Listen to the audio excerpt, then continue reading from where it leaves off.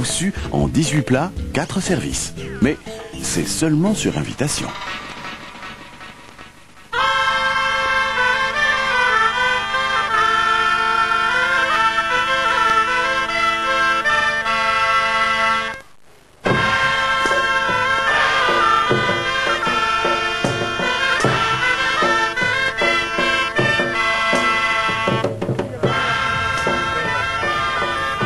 Alors bon, vous êtes ici dans un endroit où vous avez un peu de chance parce que si la SBL aidée par la commune de Boussu n'était pas intervenue, nous serions probablement dans un lotissement select.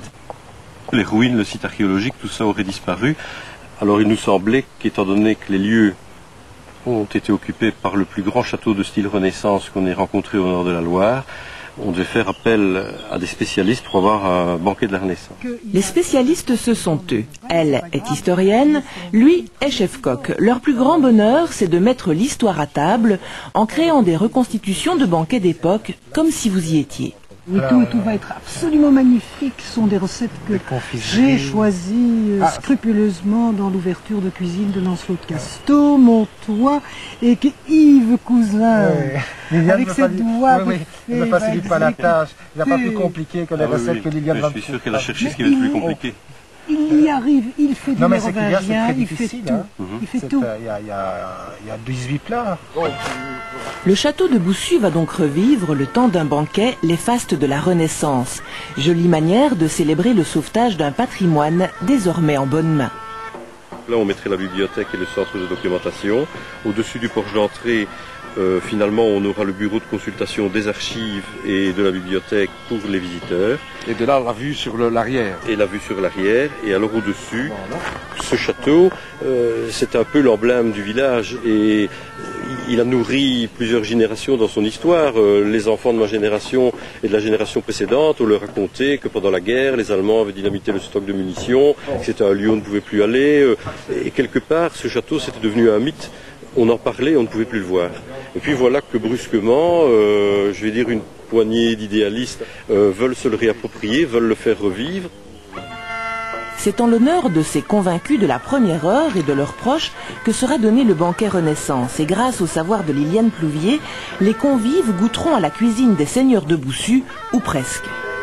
Et alors voilà, ça c'est vraiment le repas baroque par excellence.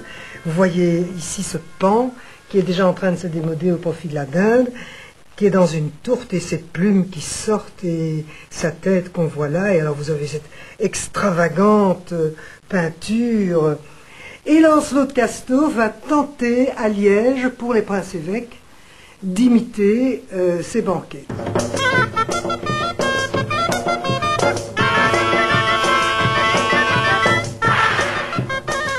Au XVIe siècle chez nous, pas de fourche. Là, il faut apprendre à manger avec les doigts.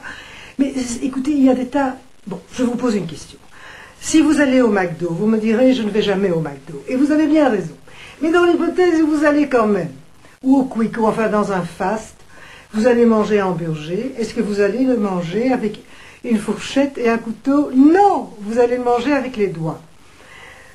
Et il y a des tas de pays où on mange avec les doigts, où on utilise un morceau de pain pour manger, les Arabes par exemple, en Inde par exemple. Donc je crois que la question des couverts est très importante parce que les aliments sont préparés en fonction des couverts dont on dispose.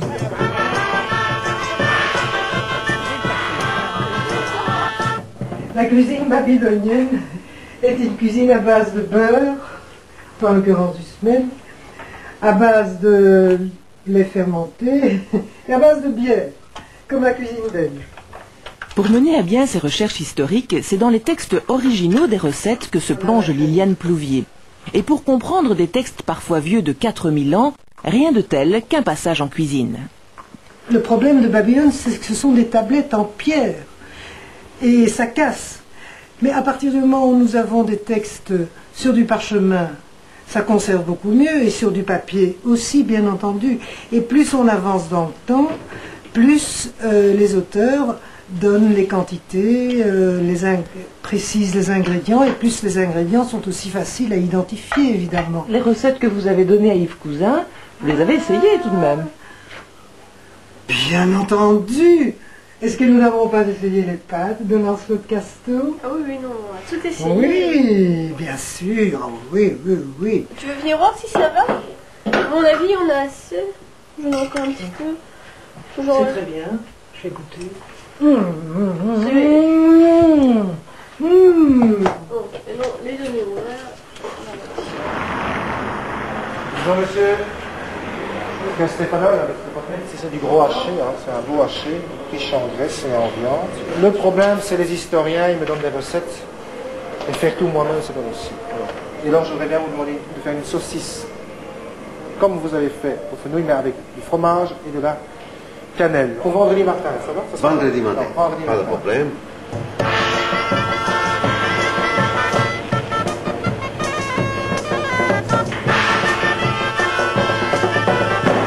Je viens voir si vous avez des cochonnets pour vendredi. Des cochons de 7 kilos, avec 3 cochons de 7 kilos, ça pourrait suffire. Oui, c'est possible. Oui. C'est une reconstitution, il n'y a que de la dinde, des cailles et du cochon. C'est possible. Je prendrai quelques pieds aussi, des pâtes pour faire tout ça. Je prendrai tout vendredi. Hein.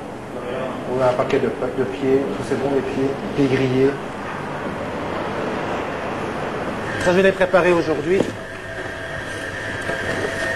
Qu'elles sont moins marinées, assaisonnées. C'est facile quand on a structuré notre travail. Donc on est quand même J-5. On a le temps de voir. Mais entre le moment de la reconstitution, on a d'autres banquets. Les banquets qui nous font tout. C'est de la poésie beaucoup. Il faut décrypter cette poésie. Hein. Et en fonction de ce qu'on décrypte, qu'on trouve, on a les connaissances. Bon.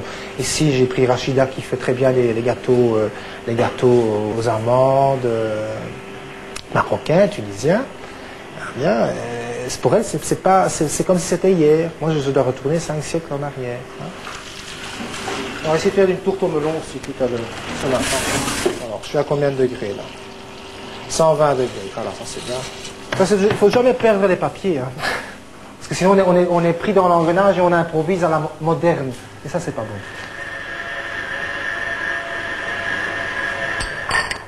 Ça cuit aussi. Ça va, tu t'en sors? C'est une mise en scène. C'est pas vraiment un repas. Hein. C'est un spectacle.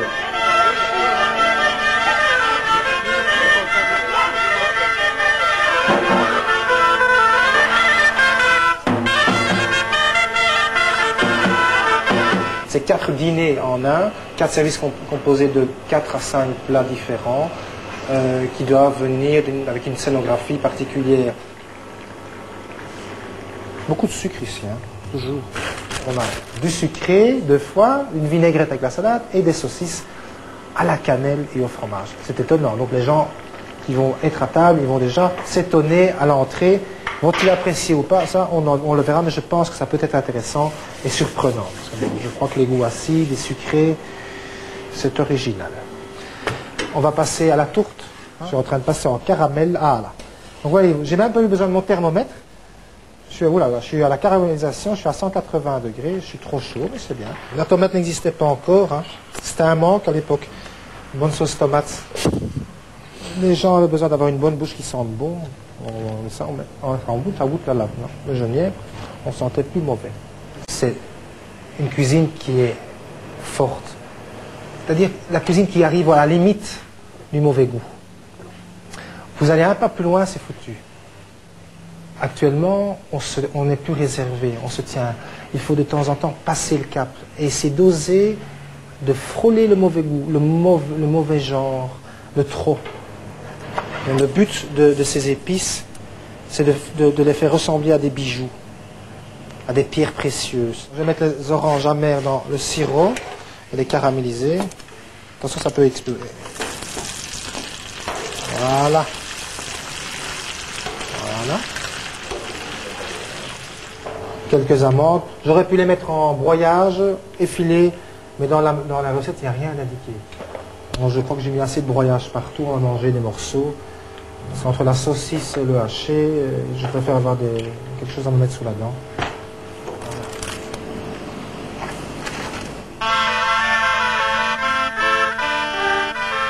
On va enlever le frigo. Le gros frigo blanc, attention, c'est très lourd.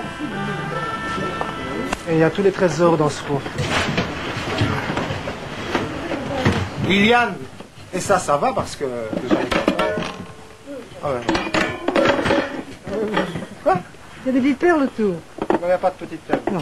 Il y a des perles? Non, mais Non, c'est surtout bien pas de petites un perles. plat de la première Renaissance et pas de la deuxième Renaissance, sinon le repas il est foutu. Hein. Ça c'est clair, toi Ça- avec ton vin mousseux. Oui, oui, oui, Hein? oui, oui. Mon vin mousseux c'est pour le Ça dimanche, marchait. c'est pour demain. Oui mais non, je dis on commence pas un repas Renaissance avec du vin mousseux quoi. Hein, qui n'existe C'était pas du pas. vin mousseux, c'était de l'apéritif avec un rien de mousseux, Le simplement mousseux pour l'alléger.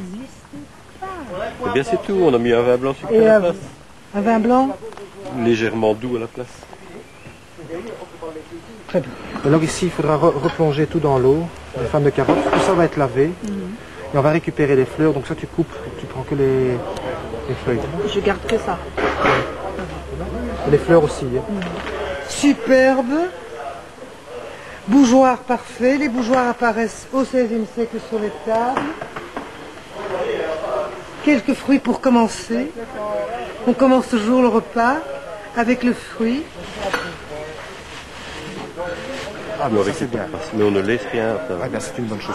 Et l'eau aussi. oui. Alors ils n'ont pas besoin d'avoir du coca quand on mange. Non, non. Là, il est hors de question que vous servez un verre de Coca-Cola à la table. Comme ça. Ah, je suis désolé, hein. Oui, oui, d'accord. Sinon, je brûle tout et... Non, mais bon. Non, non, d'accord. Magnifique. Madame Liliane. Poulier, bonjour. Madame Frédéric, je suis l'échevine de la culture, des fêtes, des Enchantée. cérémonies. Voilà. Ravi de vous rencontrer. Merci. Que J'ai entendu pensez-vous parler de vous. Je trouve ça superbe. En De cette entrant, magnifique je voudrais qu'on table. fasse ça toutes les semaines. Ah non, ceci Pourquoi est un non? événement exceptionnel. Exceptionnel. Et ça ne l'ex- se reproduit Et pas. l'exception ne se reproduit pas. C'est tout à comme les fait. brillants. On reçoit un brillant dans sa vie, pas deux, hein. À moins que vous en ayez reçu Croyez-vous, plusieurs. croyez-vous, cela dépend. J'en ai reçu 3, c'est vrai. Alors, voyez.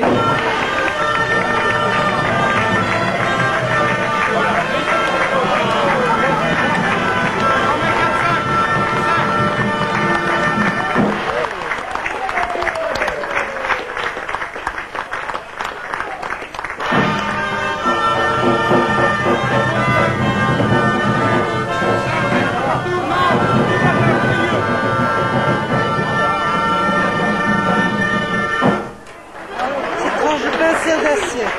Il faut donc pas manger votre assiette.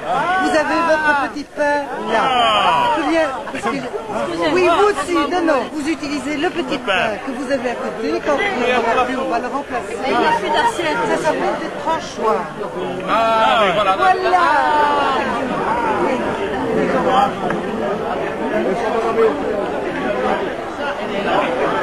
Vous ne pouvez pas manger votre assiette. Ah bon?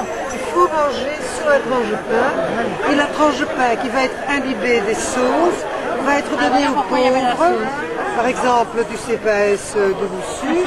Ou bien aux chiens qui traînent généralement au cours des repas de la fin du Moyen-Âge et de la Renaissance.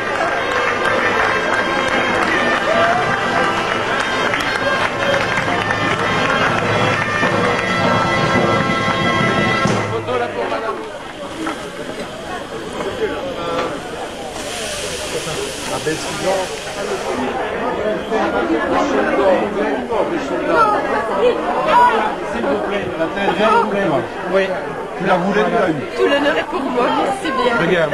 Pauvre petite bête. La tête de liste. Robert, la tête de liste. Demain. Les gens apprécient. Oui, mais on les a bien pressés au début. Ça nous permet de maintenant souffler. Ils ont eu de la viande, ils ont eu des charcuteries, ils ont eu des salades, des fruits. Maintenant, ils sont sevrés, ils ne s'attendent pas à avoir le reste. Hein. Donc ça nous permet nous-mêmes de souffler parce qu'on est maintenant, on est dans la victuaille, on a, ce sont des déchets. Je ne sais plus quoi en faire. Après les saucisses à la cannelle, la tourte au melon, la salade d'herbe et les oranges amères du premier service, les rafioules, agnols, macarons, cochons rôstis et moutarde de Crémone du second service, quelques pas de branle en guise de trou normand, car au menu il reste encore, excusez du peu, la volaille, le poisson et la farandole de dessert.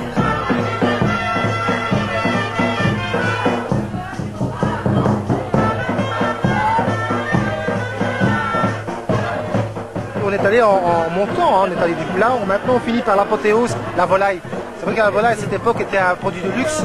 Et nous avons ici des préparations de dinde qui vient d'Amérique. Oui, Liliane, la dinde vient d'Amérique quand même. Oui, la dalle vient d'Amérique.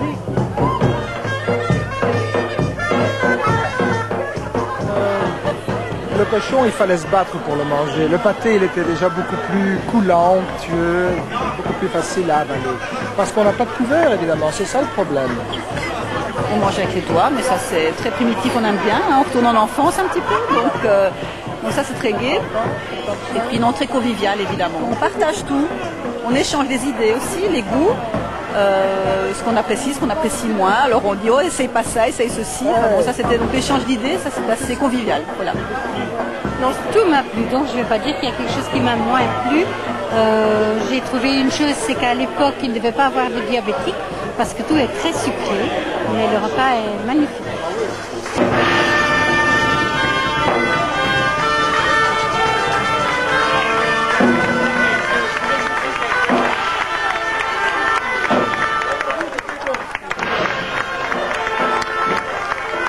Manger au XXIe siècle un plat qui a été servi en 1500 et quelque chose, c'est vraiment formidable.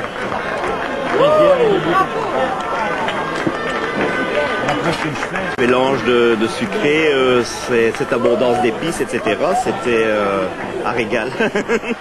Le parfum de la nourriture est excellent et que j'ai beaucoup apprécié. Et surtout le plaisir de la table aussi, le plaisir qu'on vive évidemment, le plaisir de la table, le plaisir de connaître les gens avec qui on est. Ce qui compte dans la vie, c'est de se créer de bons souvenirs. Je crois que c'était vraiment un bon souvenir.